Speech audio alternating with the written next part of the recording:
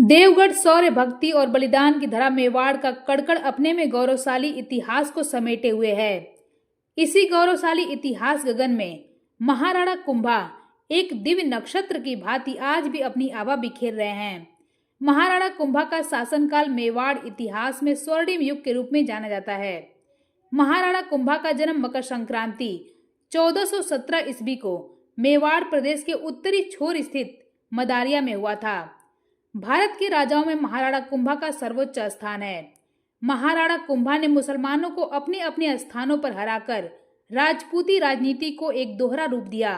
महाराणा कुंभा को चित्तौड़ दुर्ग का आधुनिक निर्माता भी कहते हैं, क्योंकि इन्होंने चित्तौड़ दुर्ग के अधिकांश वर्तमान भाग का निर्माण करवाया।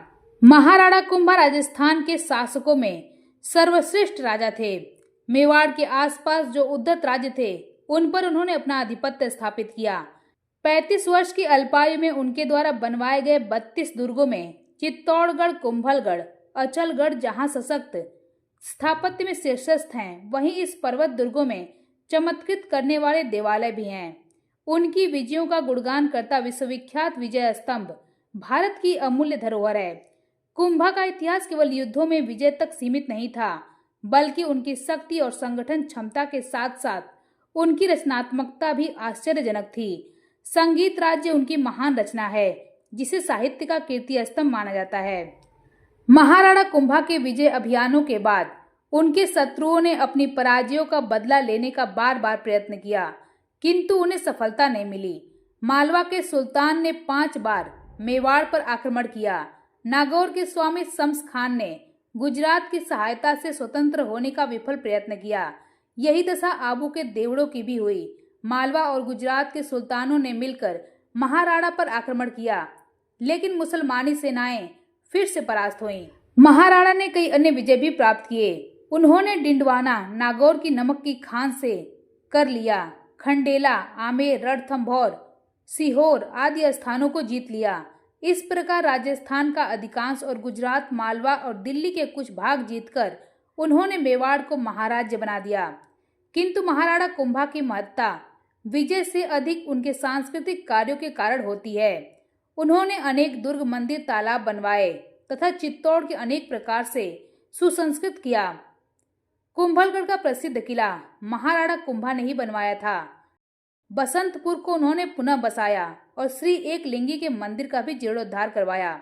चित्तौड़ का कीर्ति स्तंभ, जो संसार की अद्वितीय कीर्तियों में से एक है, उसके एक एक पत्थर पर उनके शिल्पानुराग, वैदुष्य और व्यक्तित्व की छाप है। अपनी पुत्री रमाबाई वागीश्वरी के विवाह स्थल के लिए चित्तौड़ दुर्ग में श्रृंगार चंवरी का निर्माण करवाया और चित्तौड़गढ़ दुर्ग में ही विष्णु को समर्पित कुंभश्याम जी मंदिर का निर्माण करवाया।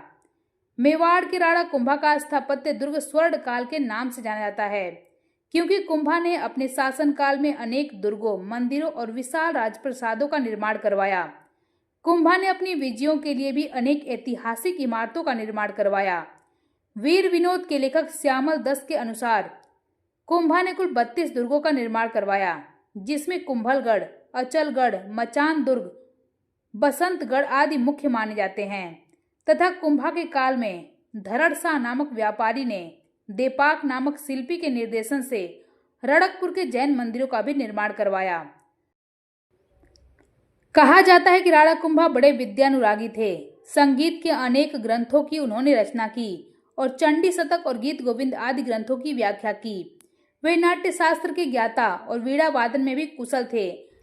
कीर्ति स्तंभों की रचना पर उन्होंने स्वयं एक ग्रंथ लिखा और मंडन आदि सूत्राधारों से शिल्प शास्त्र के ग्रंथ लिखवाए। लेकिन इस महान राजा की मृत्यु अपने ही पुत्र उदय सिंह के हाथों हो गई। 1468 में उदयकर्ण ने कुंभलगढ़ दुर्ग में उन्माद रोग से ग्रस्त अपने पिता महाराणा कुंभा की हत्या कर दी। उदयकर्ण को उदय सिंह या उदा नामों से भी जाना जाता है। दुराचारी महाराणा उदयकर्ण ने राज्य के लालच से अपने धर्मशील, विवेकी, प्रजावत्सल और प्रतापी पिता को मारकर सूर्यवंशियों के कुल में अपने आप को कलंक का टीका लगाया। मेवाड़ के सामंत उस समय उदयकर्ण को गद्दी पर बैठने से नहीं रोक सके, क्योंकि एक तो उदयकर्ण महाराणा कुंभा का बड़ा बेटा था, इसलिए उत्तराधिकारी वही था।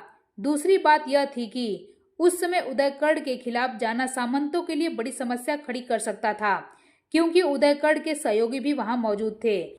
उदयकर्ण ने सिरोही के राजा से संधि करके उनको आबू का क्षेत्र लौटा दिया। उसने महाराणा कुंभा के भाई खेमकर्ण खेमा से भी मेलजोल बनाए रखा। इतिहासकार रामवल्लभ सेमानी ने लिखा है कि खेमा ने ही उदयकर्ण को भड़काकर महाराणा कुंभा की हत्या करवाई।